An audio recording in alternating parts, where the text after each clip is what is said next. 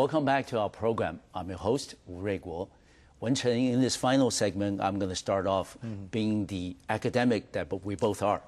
That I'm going to ask you, you remember back in the late 1990s, Professor Samuel Huntington came up with the notion of the third way of global democratic transformation. Yeah. How would you then, as a scholar, as also as a student of democracy, that evaluate the so-called third way of democracy around the world? And do you think there are more failures than success? We're talking about Professor Samuel Huntington's, the third wave of democratization's book. I had my contributions because I was a student. I was a student in his class. Oh, good. And that's his lectures. Okay. His lectures become a book. Yes. Yeah, yeah. And according to his book, the third wave of democratization started in 1974 in Portugal. So it has been more than 30 years. And I think that, of course, it was a great success, because in the past 30 years, more and more countries become democracy. For example, in 1978, according to Freedom House, only, I think, 30% of the countries were free in 1978. But in 2008, last year, more than 47% of the country are free. Okay. So you can see the increasing numbers of countries which become democracy or free or free. But you can see that the momentums started, stopped, or it lose the momentums in about 2005. Because from 2005 to now, you don't see that much difference, in terms of percentage or in terms of numbers of, free countries.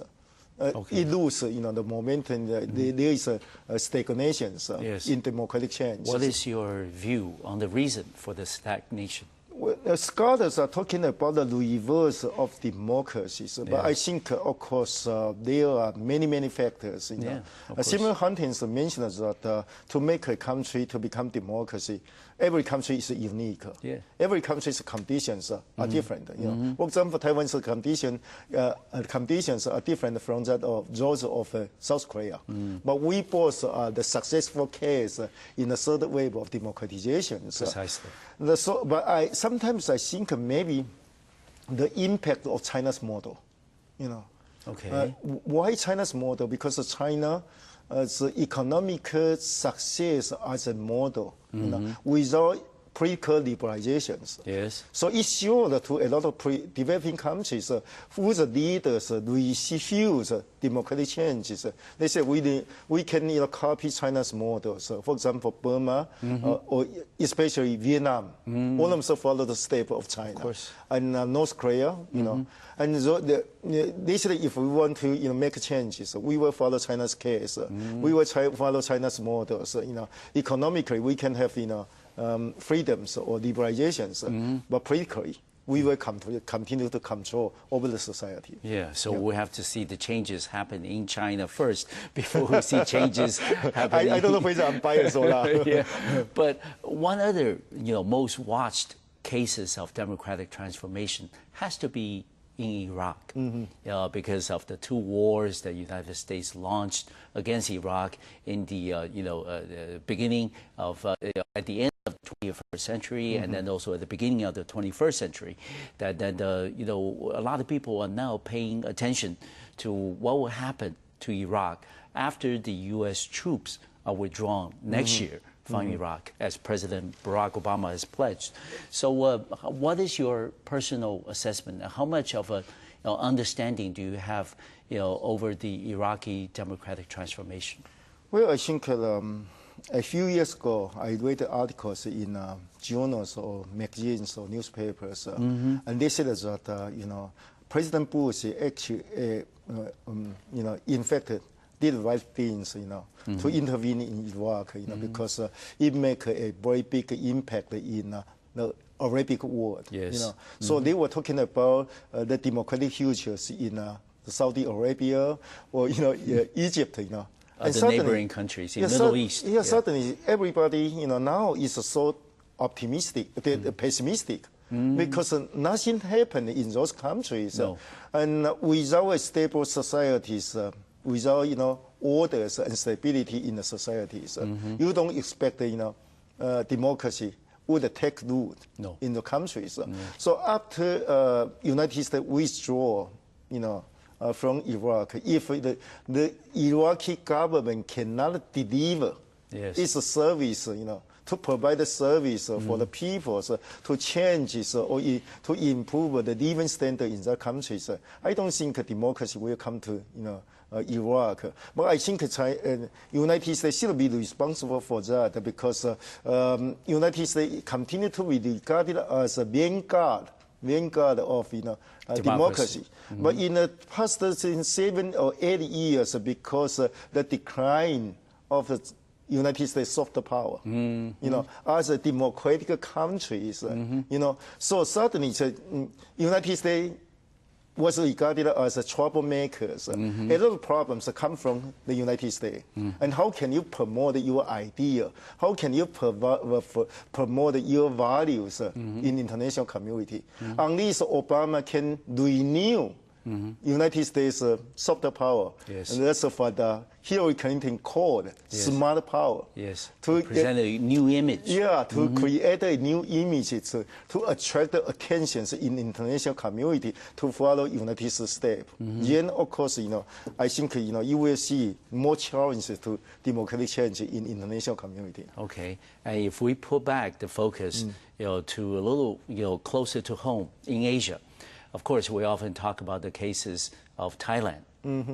We see that in recent months, Thailand certainly went through a lot of internal turmoil in terms of government changing hands every few months, and the military always playing a very important role in terms of deciding who gets to control the government.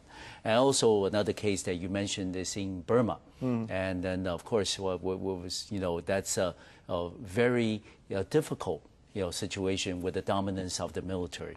Even in the recent years, we've seen one of the earliest democracies in Asia, in Japan, going through some very difficult periods when governments, even though it's the same party, but the government was changing every 6 months or even sometime less than a year. So in the sense that it's not been a very good year or recent years for democracy in Asia. How do you then look at those cases in Thailand, in Burma, in even Japan, even in Indonesia? That these are the cases that we often talk about in Asia. What do you think the prospects are for wider democracy in Asia? Of course, I think there is backward and progress in these regions. For example, Indonesia became a surprise to a lot of observers. It's a real democracy now. And also the economy is doing well. So I heard that they expect about 4 to 5% economic growth rate. I think it's unusual. So I'm quite impressed. Because everybody suffered from global financial crisis. So Indonesia's case, I think we should give the government the credit. The government is relatively clean, not corrupted. But Thailand is in a crisis. But in Chinese crisis means dangers and opportunity. You can see that the demonstrations in Thailand. That's a people power. It means democracy. People can protest. Can show their voice, urging the government to listen to them. So that's a kind of democracy. But in the future, if the society continue to be in chaos, then of course democracy will lose the opportunity, we lose the times, to be further developed, So I think we expect or we hope that the people in Thailand, so both the governments and the civil society, can have the wisdom to solve the problem. If they can solve the problem peacefully, then of course the people powers, we win democracy for Thailand. And Burma, I think I'm very disappointed. Of course. Because the country continue to receive assistance from China. So without the pressures from China, you don't expect the democracy when you come to the country. And how about Japan? Do you expect the Japanese government can stabilize in the coming months? I think it depends on the definition of stability. Yes. So, in the past 6 years, or after, the step down of Koizumi, they continue to change, prime minister of the country. So, so in that sense, you can say that the government is not stable. But, Japan is one of the oldest democracy in Asia. So, but democracy, is not from the bottom. No. It's not a bottom up approach. It is because United States write the Constitution, impose or force the Japanese to accept the Constitution. Okay. So for quite a long time, it's a one-party dominant system. So I still remember in 1980s, I met a classmate from Japan, and he told me Japan is not democracy. No. In his understanding, Japan is not democracy. Okay. But Japan is the second largest economy in the world. It is the most advanced country in Asia. So it has the basis. It has the foundations for democracy to continue. I don't worry about Japan democracy. Okay, good. I want to thank Dr. Lin Wen-cheng for coming on to the Taiwan Outlook. I certainly enjoyed the conversation with him about the Democracy Foundation in Taiwan and also about the global democracy prospects in general. Thank you very much, Wen-cheng, for coming on the program. Thank you very much. It's my great honor. I want to thank you for watching. I'll see you next time on Macroview Television.